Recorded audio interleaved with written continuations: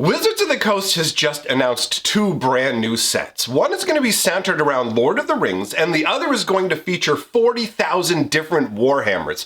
Not really sure how that's going to work, though. Wait, what? Warhammer 40K is about Space Marines, or what? What's a Space Marine? That sounds like some kind of futuristic warrior from outer space. Oh no!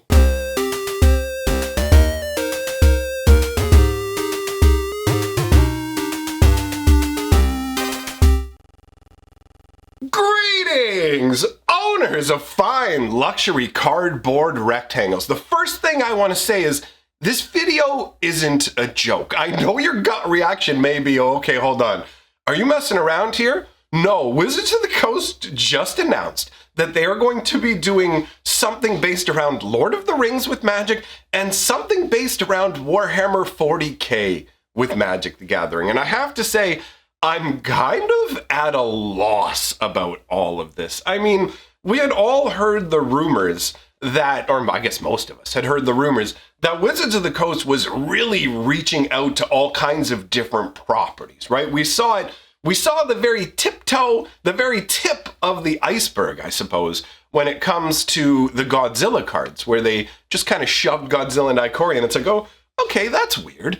And things progressed along to the point where not only do we have an upcoming Dungeons and Dragons set, which that is one of Wizards of the Coast properties, and it is fantasy flavored in the same kind of genre as Magic. So it's not really that big an outlier. Honestly, I think the biggest outlier up until now has been the Walking Dead Secret Lair, where they did a bunch of cards from a television show that is set on an alternate Earth. So Earth, an alternate version of it, has been drawn into Magic the Gathering. And now we're looking at 2 new things that are coming along. One that definitely feels like it fits better, and one that feels like it doesn't fit at all. So let's talk about Lord of the Rings first, because I'll be real, I'm actually a huge Lord of the Rings fan.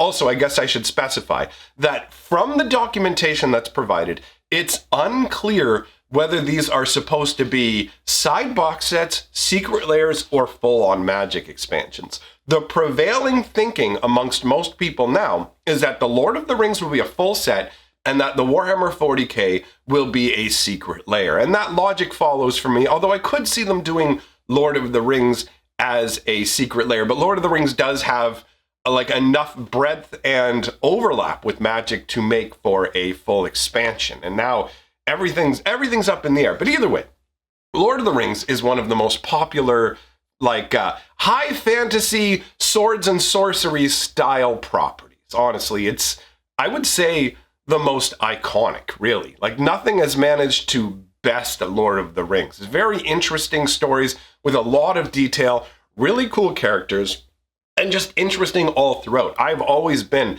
a very big fan of Lord of the Rings. Now, I will say that if they hadn't already kind of paved the way for this, you might get a little more resistance from me over the Lord of the Rings. When it comes to properties that I like, I mean, I think we're all somewhat biased when it comes to like, oh, you're bringing something I really like into the game. Like, for example, when Godzilla showed up, it was very polarizing. You had people like me who don't really care about Godzilla, don't follow the mythology of it. So for me, it was just very shoved in and shunted. But for people who are fans of Godzilla, it just felt that much better for them. So Lord of the Rings feels like it's going to nestle into Magic more easily. And I mean, being able to see like Gandalf and Frodo and all of them represented on cards makes me feel 2 different ways. One way, I'm actually quite interested to see how Wizards of the Coast would divide the different characters along color lines. Like, what color affiliation do these different characters have? And can you create Magic cards that are both exciting as a Magic card, but also encapsulate the spirit of these different characters? That is really, really cool to me. So I do like it from that perspective.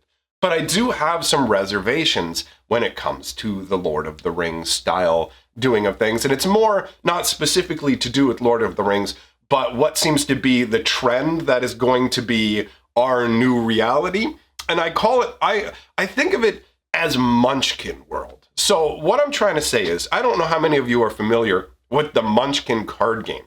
But the Munchkin card game is a pretty straightforward, fun little goofy sit down with your friends, play a card game. But the reason I'm bringing it up is because Munchkin has like a million different variations based on all kinds of different IPs. Basically, anything that Munchkin could associate itself with, they did. So I don't know exactly how many different versions of Munchkin there are, but I do recall walking by a huge shelf of all these different Munchkin games in the game store going, wow, they really do have a ton of different types of Munchkin. But what really threw me for a loop was Munchkin is very much a Dungeons and Dragons themed style game, right? So they did a Munchkin Pathfinder crossover, and I'm like, you can't do that. That's like saying a Dungeons and Dragons crossover. Pathfinder is Dungeons and Dragons. Munchkin is Dungeons and Dragons. Like, what are you doing? They came full circle. And so I just feel like Magic is about to go down that Munchkin road where they're going to meld it with like every property. You know how like for a while there was like a million different beverages that had cranberry added into it? Well, that's what I feel like. I feel like Magic's the cranberry and they're just going to shove that into every beverage that exists. So to reiterate, I really like Lord of the Rings. I'm okay with seeing Lord of the Rings in Magic because it has the same fantasy flavor, but I don't really like the melding of worlds. In all honesty, I'll be happier if the Lord of the Rings stuff is a off to the side box set or is like a secret layer.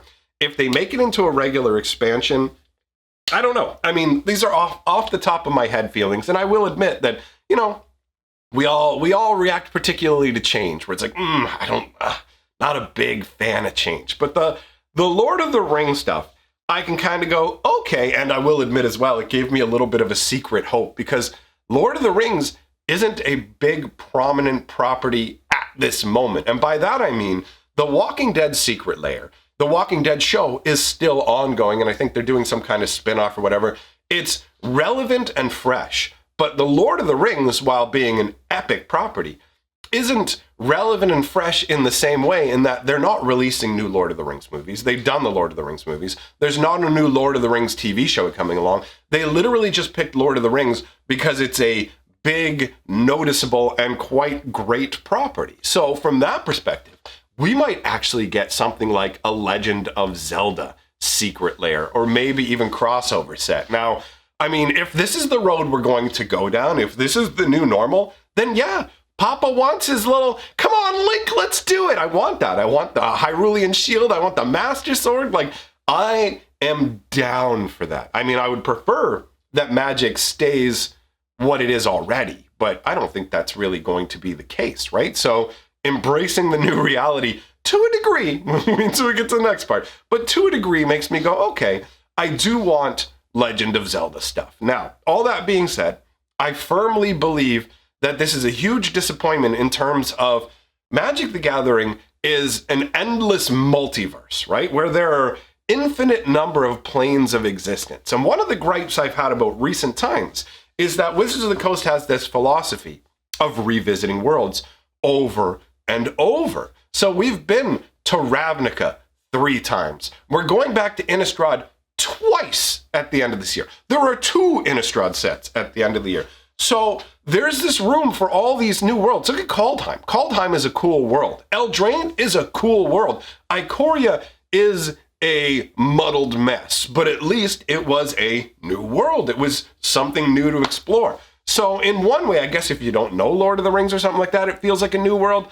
But I feel like we're missing the opportunity to explore more new worlds in Magic the Gathering and introduce ourselves to more cooler, newer planeswalkers and things like that, right? Like, the more of these already built properties that are inserted into Magic, the less we're going to get new and innovative things. And as somebody who genuinely cares about Magic lore, I mean, I don't know what to say about this. Like, all the stories that have been told over the years, there's a lot of cool lore in Magic the Gathering, but Wizards of the Coast felt like they kind of shoved lore to the wayside. If you remember, after War of the Spark, they just didn't release a Theros book, and Ikoria's book was a quick rush kind of thing. There's a number of issues with lore, which for me is like, no, I really, really want that. But at least Lord of the Rings is like a proper high fantasy swords and sorcery property. Warhammer 40K is like the opposite of what Magic the Gathering is. Like, first of all, let me say this for Warhammer fans. I understand why you like Warhammer. Up until recently, I had a huge stack of Warhammer models and books and everything. There's some really cool factions, like the Plague Marines and Mortarion, very intense. The, what are they called? The Idenith Deepkin, these elves that are born without soul. Like, a lot of their people are born without soul, so their children are these stunted little horrors, and they have to go out and steal the souls of other living creatures to infuse into their own children to help their species actually survive. And they found that, like, the souls of sharks and other lesser sentient creatures aren't sufficient. They need the souls of properly, like, living humans and elves and all that. And that makes for some epic drama. You know what I mean? Like, it's like, wow, what you guys are doing is evil, but you're doing it for what you perceive as good and the necessary survival of your people. So Warhammer has some really deep and rich lore. Honestly, I'm genuinely impressed with Warhammer. However, as much as I'm impressed with it, Warhammer and science fiction style things, they don't sing to my soul the same way that high fantasy swords and sorcery does. So while I think Warhammer is really cool and deep in lore, it can't scratch the same itch that Lord of the Rings, Magic the Gathering, that kind of stuff scratches. So for me, I'm not as big a Warhammer fan as I am a Magic fan. But it's not even a matter of which I'm more a fan of. It's a matter of how jarring it is, because Warhammer is literally like thousands and thousands and thousands of years in the future. It's all like space battles and highly advanced technology, crazy like chain swords and RPGs, like all kinds of insane tech, right? Which is way, way, way too divergent from what Magic the Gathering is. I remember having previous conversations with people where they asked what I thought about going into space, and that was actually presented to me more in the Spelljammer style of doing things. If you don't know what Spelljammer is, it's Dungeons and Dragons attempting to have like a kind of spacious vibe, like space style vibe. So Spelljammers are essentially Dungeons and Dragons magical spaceships. And I'll admit, Spelljammer never really did anything for me. When I'm playing a swords and sorcery style game, I don't want spaceship and whatever. If you want to have celestial bodies like the sun and moon affect things on the planet, sure. That's like, whatever that is, that's fine.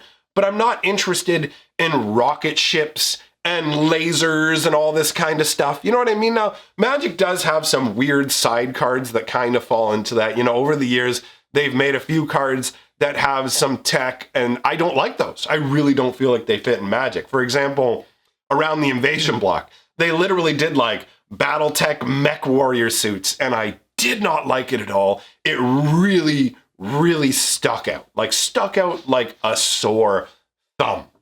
So to me, none of this belongs in Magic the Gathering. Now, I know this is a personal taste, right? Other people are going to feel differently.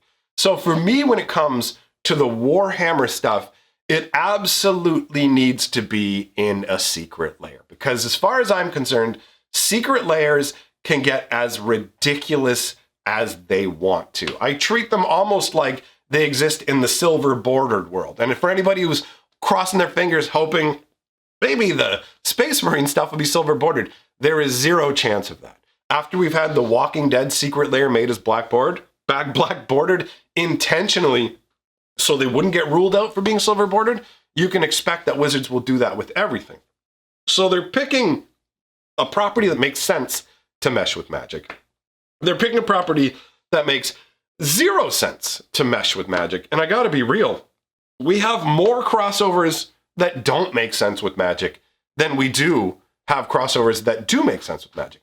Dungeons and Dragons makes sense and meshes. Lord of the Rings does as well.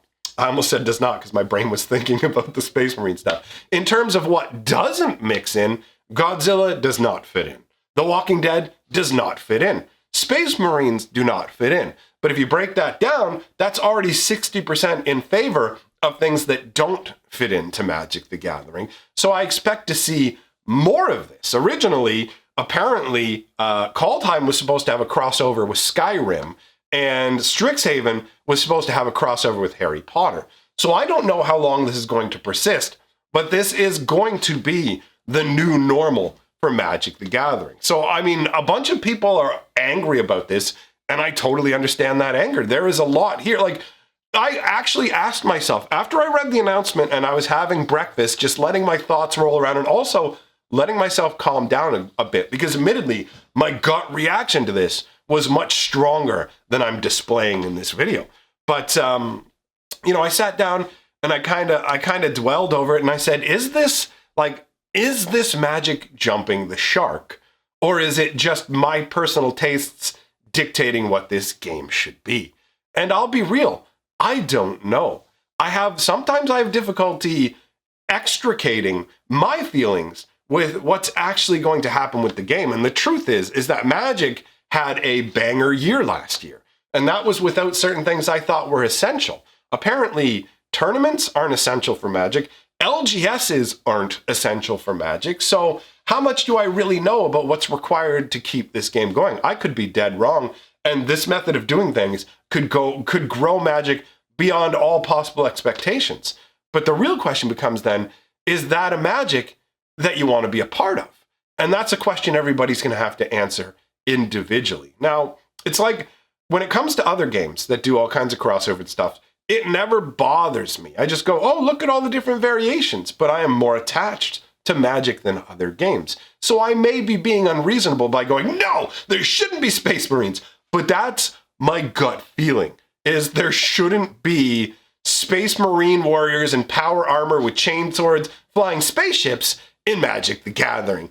And there's no way to convince me otherwise on that one. So let me know your thoughts. I know this is going to be a subject that a lot of people have a lot to say about. So expand my horizons with your thoughts in the comments below. I'm going to put a list of people who definitely aren't Space Marines and are proper fantasy people. And therefore, they're my fantasies. You know, like Mariah Carey? If you want to be my sweet, sweet fantasy baby, then jump on my Patreon. All right, time for me to get on out of here before my head explodes.